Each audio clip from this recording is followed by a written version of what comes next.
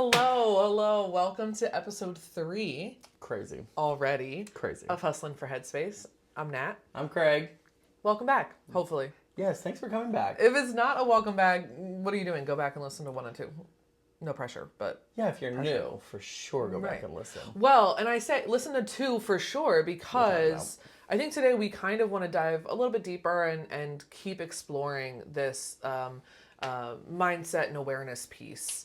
Because I think it's a really important foundation Yeah. for everything that we plan to talk about Yeah, in this for sure. podcast.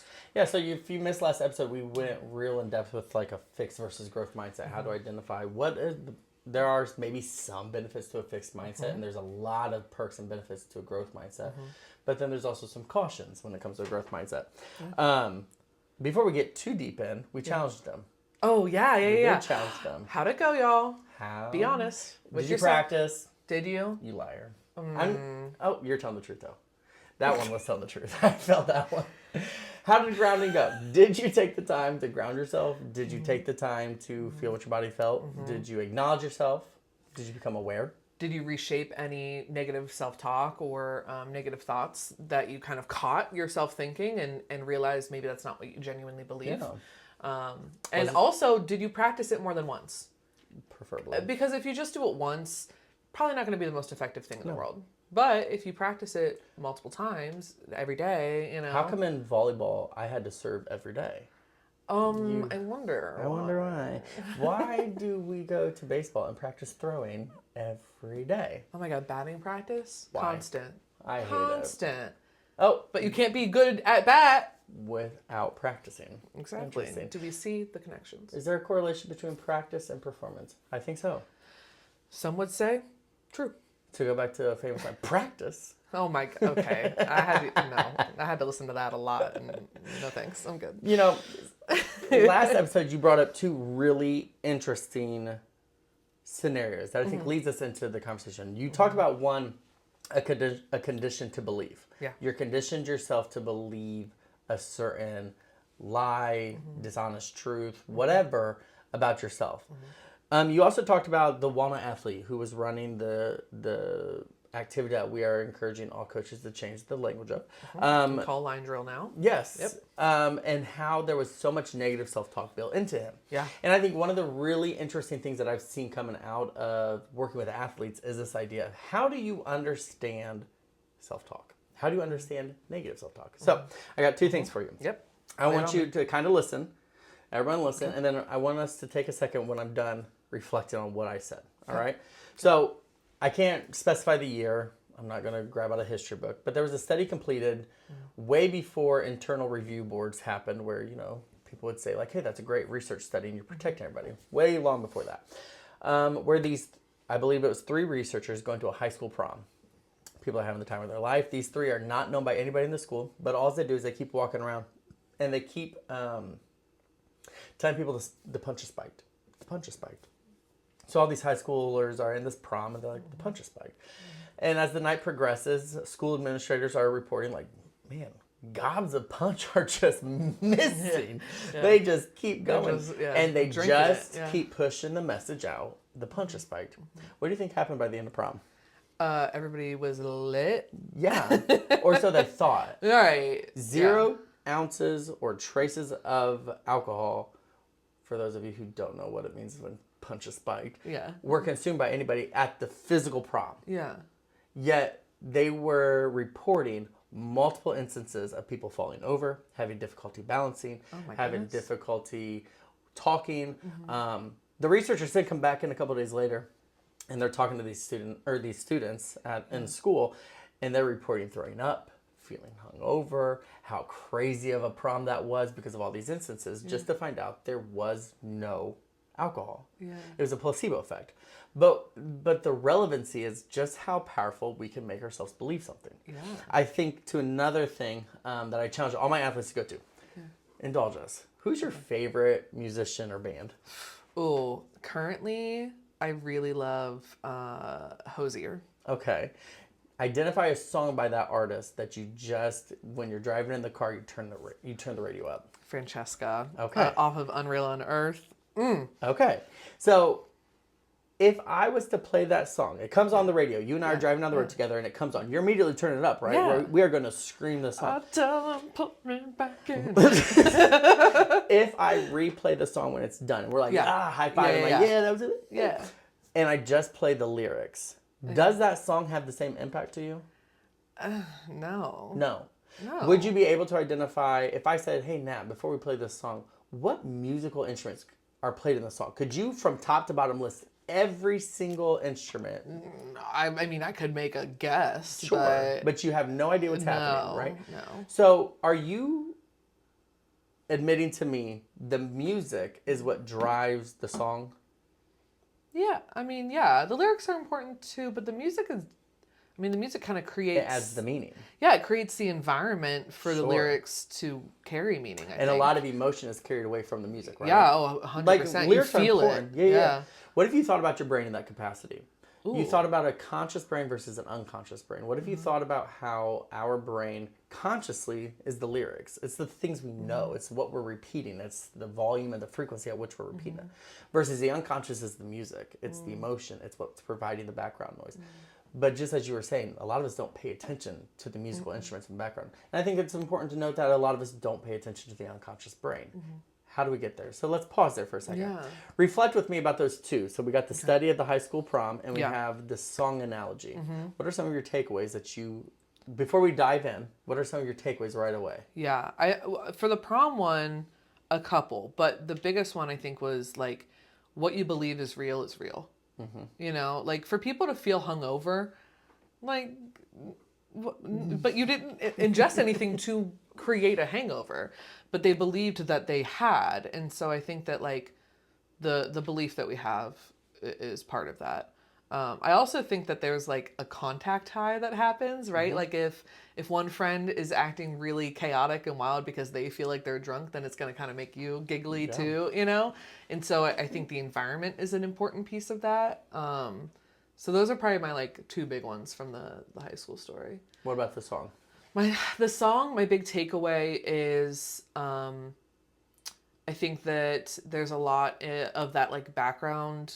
I don't want to call it noise because noise kind of has like a negative connotation, but the background sound, you know, creates the feeling, and I think that there's a lot of power in that, and we don't necessarily have to be able to specify and identify each piece of it always, but we know that like the cacophony that it creates is like goodness. Yeah. I don't know if that makes sense. I think That's what it does. that's what I'm feeling. That's what I I'm feel thinking. like every time I tell the study of the prom, Yeah. it comes back to just how powerful our brain is Yeah. in regards to next. What is my next step? What is my next performance? What do I do next?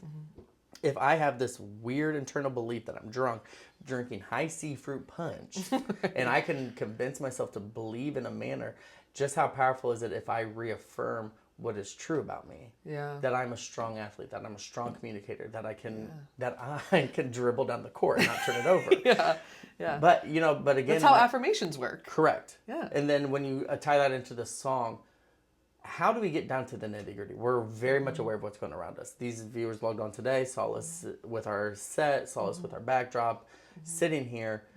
But there's unconscious messaging going on behind it. Oh, I love this podcast. Oh, I like watching them. Oh, their voices are annoying. Wow, Craig is my voice is great. great. I don't know about you, but Right? everybody loves the sound of my voice. Everybody loves us, I'm sure. But there is this idea of there's unconscious messaging that we're not always aware of, that we're not always paying attention to. And I think that is something that we have to boil down to understand. A couple weeks back, I was at the Anthony Munoz conference up at Mason, and I took, I think, around 15 students from my school that I work at now. And a Reds pitcher stepped up on the stage, and he was one of their presenters, and he was talking. And he was talking about present thinking, how to just be present, but not just be in the moment, but be experiencing the moment, be acknowledging what you're experiencing, those type of things. He talked about a couple years ago, I believe he's playing for the Rangers, and he was used to being a relief pitcher. And so he talked about they had just come out of the division and they were going into the World Series, and injuries had started happening to the lineup. And so the manager had come to him and, hey, you're starting game one.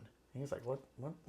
He's like, I'm not a starter. He's like, I'm a reliever, but Yeah. he's like, we need this. So again, he got his mindset healthy, and he's like, I was ready to approach it. He said the first 3 innings I come in, I'm fine. I go out for the top of the 4th inning, leave what I thought to be a great pitch, knocked out of the park, 1-0. And he said, in that moment was the most difficult piece I've ever been in, because my next step dictated how the rest of my performance was going to go. How do I ground myself and become a present thinker in that sometimes, this is mind-boggling to a lot of people, sometimes the other athlete or the opponent does make a good play. And that's okay. That's going to happen. And so he talked about, I had to understand in that moment, what was my conscious thinking? Did I leave the pitch hanging? It was kind of that checklist I talked about last time. Like, did I do something mechanically wrong, or did that opponent make a really good play on the ball? And moving forward. It could be either or. It could be both and. So I'm doing my checklist in my present thinking. But what's my unconscious thinking? Yeah. That is a powerful tool. If you can really get, as an athlete, as a coach, as a parent, to understand what messaging am I telling myself in the moment? What is the music? What's the background? What's the emotion added? Am I confirming that I'm okay and I can go on, that I'm a great pitcher, that I have the next steps in my bag to get out of the inning? Is it that my unconscious thinking is, you're terrible, you're worthless, this is why you're a reliever, you're not a starter, you come out to get out of situations? And he talked about how he had to pull reliever mentality into the starting position. I know how to get myself out of situations. This is my job. I come in as a reliever. And he talked about the rest of the inning, went on to pitch, I think, 2 more innings, and I think they actually won game 1. But, that powerful thinking of how to get to your unconscious thinking.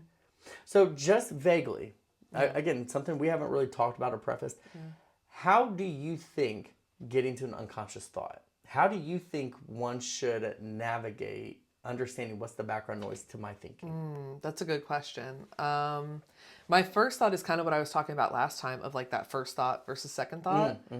The first thought, I feel like, is maybe the unconscious of like the conditioned part of us, where sometimes it's negative, sometimes it's not, positive or neutral, but that conditioned first thought of like, what's my instinctual reaction to this situation versus what's then my conscious thought to say, that's actually not what I want to believe in, or that's not what I do believe in. That's kind of my first thought. But I actually want to know from you, because I'm curious now to learn this, of how do we access that unconscious, and can we change it? Is it something changeable? Well, for sure. Yeah. I don't know why I just said that twice. Anyways. For sure. Yeah. But I think part of it is, you brought it up in the first, or not our first episode, episode 2, where you talk about reflection. Yeah. You have to be able to reflect on my experiences. And to reflect means I have to be present. I have to work on grounding. We talked about grounding in that first episode, right? You have to be able to ground yourself. There's going to be times you're grounding yourself and you're saying to yourself, like, oh, that's a physical piece, right? And we can advocate for that. Then there's other times where there's a mental piece, and we can advocate and do coping, do our tools. But I think part of it is, you have to be able to not be so afraid to go that deep in your thinking, but also finding the appropriate time to do that. I think the other part of it is I challenge a lot of my athletes to journal. And not necessarily sit down every day and journal out, but we share notes oftentimes in therapy sessions. So they'll have a note that both of us are on. That's usually for my iPhone users. For my Androids, we usually just email or do a text thread. But their job is to daily jump in there and put, where did you have a fixed mindset? And the reason being is because then in session we can reflect on that. Why was that setting in particular a hard space for you? Why did you in that setting? And a lot of times it's not even just athletics they're thinking about. It's walking into a geometry class. It's having to go out to dinner with a significant other that they were feeling anxious about. There's a multitude of settings that go beyond sport that we can start unpacking, because a lot of times you're going to understand that a conscious thought is usually confirming an unconscious thought that you have of yourself. So again, if I'm aware that, the Reds pitcher, I'm going into this next batter, my conscious thought is, I'm crap, I'm not worth this, I can't do it. That's probably a confirmation of what you're thinking unconsciously, kind of your first thought, second thought thing. But there's also power in understanding pattern of behavior. And so you can start identifying settings or experiences that are similar, that then you start boiling it down. Well, what am I communicating to myself? What is the background music that I'm having? And I also make them then reflect on the good, positive, the growth times where you were tenacious or had grit in an appropriate level. And you can, why did confidence exude itself there and not in these settings? What was it about this setting? And you start boiling it down. A lot of times we all get annoyed at that 3-year-old that asks the question, why? Why? Especially when they ask it 17,000 times. Which my kid is famous for. Yeah. Even at the age of 7, still Yeah. asks why. Yeah. But I think to go back to that very basic state, if we think about a 3-year-old, their innate thing is they want to understand. They want to have an understanding of what's happening. And I think if we can get to that level where there's a genuine curiosity of why, it then puts us at a level where we can grow and build. You know, you can't build a house on a rocky foundation. You have to be able to solidify the foundation to build up. And I think using that analogy to our brain to get down to the very nitty gritty of like, what are some of these patterns that I'm thinking? I think the reason why we saved this conversation though for episode 3 is because this is a really challenging task. In therapy, I would say this probably takes us 6-7 weeks to get through. And even at the end of it, it's not like, okay, great, we're turning the page. We just have a basis understanding of like maybe some general themes that come out of your unconscious thinking that now once you start becoming aware of it, guess what? It transitions into conscious thinking, which then you can reshape, you can redirect. So going back to your point of can we change it? Sure. But you first got to become aware of it. Yeah. Does that make sense? Yeah, that awareness piece is what we talked about last episode, and Right. like it all comes back down to that of identifying where these thoughts are coming from and what it's rooted in, and whether it's rooted in truth or not. Right. You know, because sometimes it is rooted in anxiety or in these other like feelings that or experiences that we're having, and it's not always genuinely what's true to who we are as people. Right. You know? I think about, we love hounding in on my great ball handling skills. It's gonna be a theme every time now. I'm calling it now. I think if I was to jump back into that, there was some truth in that my skill set wasn't the best. Yeah. But I think also internal dialogue would have been just an over beating myself down that you're not good enough, you can't do this, you turn the ball over, defensive pressure kills you. And instead of understanding like you have the skills to ward off defenses, you're a strong ball handler, you need to be more confident in your maneuverability, you need to practice against people to feel comfortable. But I don't think I took the time to address it, so I avoided ball handling. You know, if they said play the 1, like sure I'll do it, but right away my conscious thought was bad choice. Yeah. Bad choice there. You know. And Poor coaching. you suck. But I think if I would have addressed it, there would have been a lot of growth to come out of that. But again, it was one of those things where I ignored it and I didn't acknowledge it. I wasn't aware of it. You know, if you look back at my awareness was, oh, you just stink at ball handling. When truth be told, the awareness piece probably should have been a little bit more aligned to you don't have the confidence right now, and you really struggle in positive self-talk and affirming what you can do. Which I think brings up a great point. There's going to be a lot of times in performance where an athlete's going to realize if they do some of the work, that the awareness piece is negative. And I think that's important. So how do you ground yourself in performance? And I think kind of what we were talking about last episode, practice. Crazy concept. I don't think grounding has to be this big to do, right? Last session I said, hey, practice your grounding. You're like, that's funny. I was just doing that for a second. And it can be that snapshot of a thing. If I ground myself right now, doing this for a couple of years now, once again, same thing as the last episode, chest, just because there's a lot of moving parts in these episodes. But I also know what my baseline feels like because I practice grounding enough. Yeah. And so once you become so in tune with your body and practice this enough, it's just like a free throw. It's just like stepping up for a kickoff in football. It's routine at that point. Yeah, it's muscle memory. Yeah, and it becomes very easy for you to identify. Nobody expects somebody to step up to a free throw, shooting their first free throw in a game. You want to practice that free throw. Nobody's expecting you to stand up in tennis for the first match and serve an ace. There's got to be some practice to it. There's got to be a routine. And I think once athletes practice enough, routine becomes muscle memory, as you were saying. Have you ever had an experience where in the moment, like, I mean, even thinking back, like, in the moment thinking where you had to ground yourself or you had to immediately kind of challenge yourself to identify what you're feeling to make a quick solution? Yeah, there's been a lot of times because I'm in a very like can't think of the word. Tia, edit this out. Oh my god. Like person facing, not performance, presenting. No. Like I teach, I talk in front of people a lot. Where you're just presenting or... Yeah. I can't think of the word. You're in front face? Front facing? It's not coming to me. How about we just say in front of people? Okay. Tia, back. And action. Yeah, I'm in a job where I'm in front of people a lot and public speaking a lot. And at first, because no one taught me how to teach, right? Like that wasn't my major. And so to become a teacher and especially to transition to full-time teaching, that was something that was really intimidating at first. And so I found that if I was showing up to the classroom 5-10 minutes before class started, I felt really like discombobulated and really anxious because I'm like, oh, what if my slides are wrong? What if I spelled something wrong? What if I forget the order in which I'm trying to talk about this complicated topic? And showing these students that like I know what I'm talking about. Yeah. And there was like this really high like performance piece to it, especially initially. I've gotten more comfortable with it over time. But one thing that I found I had to do was I needed to show up early. I needed to go through everything. I get to my classroom 30 minutes before class starts. No one forces me to do that. I choose to do that because then it allows me to look through my slides. It allows me to look around the room, be familiar with like what I'm feeling, where I'm standing, what needs to happen for class to feel successful that day. And so it's not necessarily like me body scanning, but it's me going into that environment and essentially running through it in my head before the students even arrive. Right. You know, because they're sauntering in, you know, at the time class starts.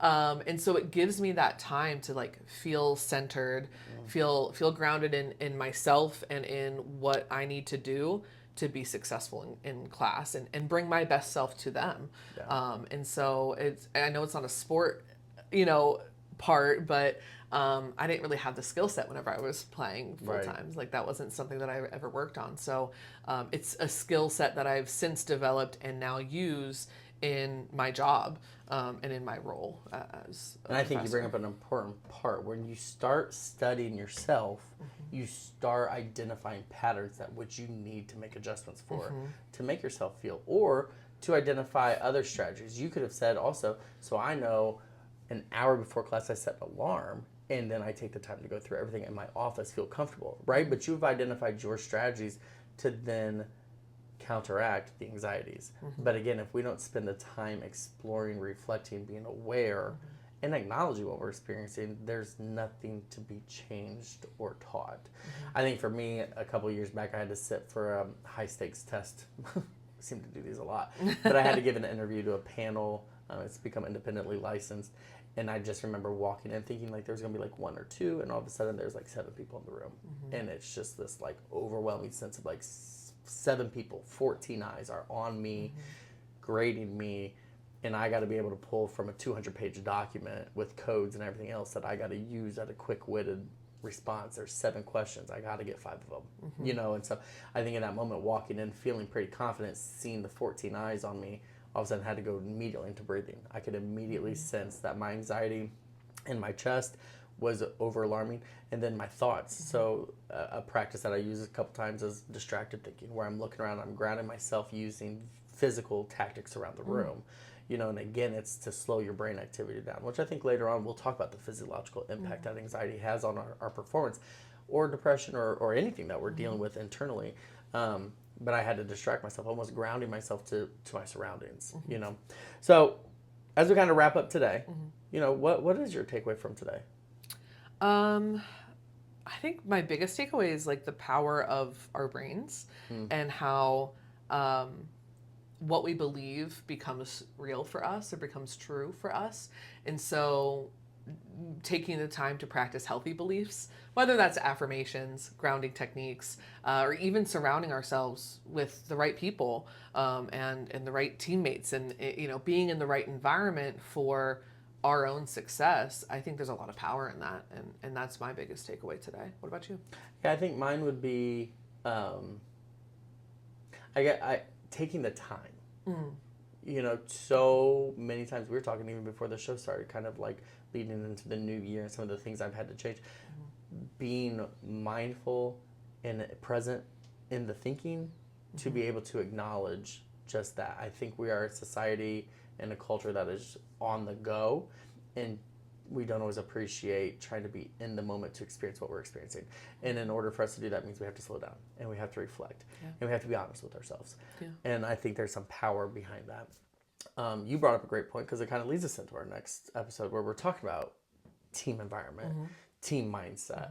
You know, I think even, it makes sense for basketball, volleyball, football, but I think even for our individuals, like even identifying who's your team, identifying those people that is your team beyond just the teammates that we've kind of developed. Yeah, the team is larger than just the people who round out the positions on the field, right? Yeah. Like there's more to it than that. Yeah. Yeah. So, as always, we're going to challenge you a little bit. Continue to stay present in thinking. Be present and be mindful. Practice your grounding. Practice that reshaping that we've talked about. But take it a step further. Be that internalized 3-year-old child that asks why. Why am I thinking this way? Why does that challenge me to think? There's going to be times where you're going to be like, oh man, maybe that should be a reshaped thought. And then there's other times where you're just adding clarity to thought, right? And so not every thought that we have or we possess is negative. I would say probably 80% of them are probably positive, but those 20%, that can be a very loud thought. I think also as we kind of go away from here, continuing to reflect and challenging yourself.